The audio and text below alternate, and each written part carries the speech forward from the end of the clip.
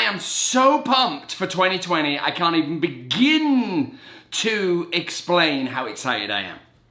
But that is because I am always the eternal chronic optimist, which has never served me wrong, which kind of neatly dovetails into what this Monday Mantra is about.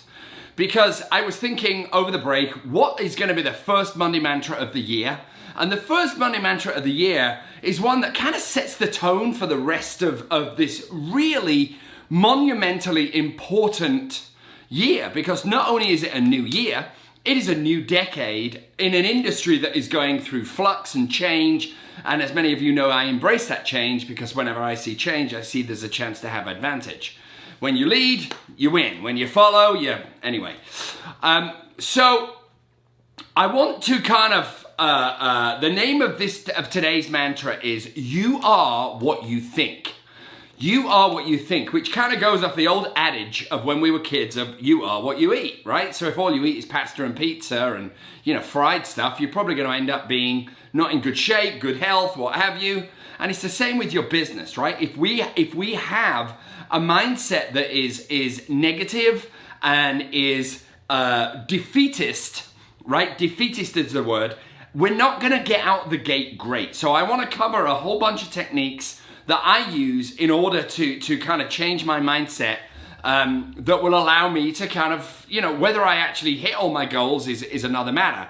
But entering the game with the correct mindset is something that Phil Jackson did with the Lakers, that all the great athletes always do. I've mentioned this before. All the great athletes, especially Phil Jackson, when the Lakers were, say, playing the Chicago Bulls, he would literally sit down with the team and visualize them winning, right? So really what the more 21st century phrase is how to manifest success, right? But really I wanted to make it a very digestible title, which is you are what you think. Okay, so let's dive into this. It is the beginning of January, middle of January, and I'm sure many of us that work for ourselves, I still have the same feeling every year, is feeling like, oh my God, I have to do this all over again. Oh my Lord, where am I going to find the clients? I'm never going to have a year like I had last year. It's the beginning of the end. So that used to be my default setting. I used to be someone that was a little bit kind of like, oh my God, it's just been a fluke. I'm never going to do it again. I've been in real estate now for, God, how long is it? It's 15 years plus. And I guess I'm okay at it. Otherwise, I would have disappeared a long time ago. How I start my day, I'm going to give you the routine of how I start my day I'm going to give you the routine of how I used to start my day. And the guys at PLG have heard this a million times, but I used to start my day when I was going through my prospects, because as you know, prospecting is everything. I was going through my prospects and I'd be like, well, she doesn't want to hear from me. He doesn't want to hear from me. They've forgotten me. They don't like me. And I was in this self-deprecating kind of judgment over my book of business. Now, this went on, and I did the same when I was a record producer as well. And it's very easy to do, right? Because we have this feeling of, well, I don't want to piss people off. I don't want to be that annoying realtor. I don't want to be this, that, and the other. And I agree with you. There is nothing worse than a sleazy salesperson. However, my mindset now is exactly the same every day, which is I still prospect every day. And when I look at my prospect list, I go through it and I hear that original voice whispering to me, you know what, Pete, don't bother. They don't want to hear. No, they're going to use someone else. They didn't like you. And I hear the chatter. I hear the debating society that rests on the back of my neck, talking me out of success and talking me out of opportunities and talking me out of really doing my job, which is to put myself out there as a professional, always look for what I can give and not what I can receive, because if we give enough, that comes. That's a whole different mantra. So when I sit down and I prospect now, I literally have no emotional attachment to the outcome. And every person I reach out to, every person I encounter, every opportunity that is put in front of me, I don't look, or rather, I don't expect any result at all. All I look for, and I know you've heard me say this, but it's the first mantra, I'm very caffeinated, and we need to talk about this today. What I look for is, what can I give to whatever situation I'm in? I don't look for what my part is. I don't look for what I'm getting out of it. I look for what I can put in, right? But then, of course, I keep track of it. If somebody calls me up and they say, hey, Pete, you know, hey, well, what kitchen cabinets do you recommend? Do you want to go with British Standard? Do you want to go with IKEA? Do you want to go with Italian? What would you recommend? And I will look what I can give to that conversation without saying, so you're thinking about selling then, eh? I will make a note of it. Maybe I'll casually ask them why are they doing the renovations, but then I'll make a note to call back in 60 days to say, how's it going with the cabinets? Is there anything else I can help you with?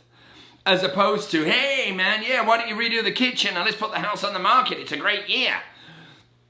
It's all about how we sit down. I'm going to give you another example. When I was a record producer, which is a long time ago now, I used to have a board, and I've actually got a blackboard in front of me now. You can't see it's on that wall. And I had a blackboard in front of me, and I would look at the projects that I was working on, right? And I would look at all 10 or 20 different projects, and I would think to myself, oh my God, that sucks. That's never going to be a hit. They're awful. She can't sing. What a disaster. Why am I wasting my time? This is a joke. And I would just talk myself into the pub. I used to drink back then. And I'd be like, okay, go get a copy of the Sun newspaper and go down the boozer and hang out there all day because I was just so disgruntled.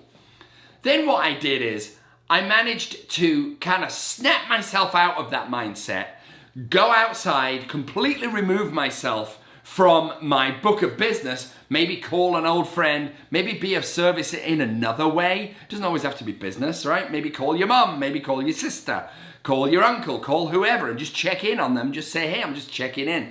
How you guys doing? It brings you out of yourself, and then you come back in 10 minutes later, and I looked at the same board, and I went, oh my God, I have got so much business, I don't know what to do with it. It's all here. The enemy is within. The enemy that will make us hold up the gold medal in the Olympics of real estate or end up in the frickin' gutter is all up here. It's all in our head. Now, I want to get into manifesting now. Manifesting is something that I do very, very, very much believe in. And I love things that have no... You know, nobody can say, well, I sat and I manifested, and because I did it for 4 hours a day, this appeared. I love when there isn't a rule book because it gets all the naysayers to go, well, that doesn't work. I'm not going to do it. I'm not going to waste my time. I'm going to start with small manifestations and then medium and then big. So a small manifestation would be the following. You're sitting outside a listing presentation, you're about to go in. Many of us have had this feeling of, oh my God, I'm going up against the 10 biggest agents in the neighborhood. What am I gonna do? And you think, well, I don't stand a chance. There's no way I'm ever gonna get this deal. No way in hell. And you kind of go in and you're a little bit kind of sheepish. You're not quite as confident as you could be because you've already talked yourself out of it. Whether you get the listing or not, you should be in your car, sitting outside saying, I got this. I have got this. But, and you have to see yourself signing the paperwork. You have to see yourself with the pen in the hand of your client, signing the paperwork, and you have to believe it and taste it and own it. Because when we do that, I think somebody's trying to come in. When we do that, that is when we exponentially increase our chances of having a positive experience. Now, you're not going to get every deal. I certainly don't get every deal. But going in there bold as brass, thinking that you've got it, being super friendly, being genuine, being yourself, giving. And then if you get the gig, it's a bonus. I know that sounds crazy, but that's just how I operate. Is absolutely the way to go. Okay, I want to talk about medium manifestations now. So medium manifestations are the following. I'm talking about real estate specifically, but this works for any kind of job. real estate specifically would be the following. I am going to close 2 deals a month. I am going to close 2 deals a month, and you see yourself opening escrow, you see yourself, if you want, cashing that check, you see yourself handing your clients the keys, you see yourself driving people around and smiley faces and all of the stuff that happens with real estate, because if we just sit in a vacuum, it's not going to happen. Whereas if we visualize it, manifest it, believe it, taste it, own it, guess what happens? The Red Sea's part, the universe hears you, and you begin to get the breadcrumbs and the messages that lead you to that goal. I'm about the 1,000,000th person that said this. This is nothing new. And then lastly, I want to give you a big manifestation. A big manifestation for me isn't money, but it is something like, you know, for example, my family and I went to Italy last summer, and you know, I'm not a particularly religious guy. I'm more of a spiritual guy, and I'm not Catholic. I'm Church of England. Well, that's what I was christened. But one of my dreams was always to see the Vatican, right? Always to see the Vatican. So I manifested it, and I saw it in my mind. I saw myself walking down the corridors.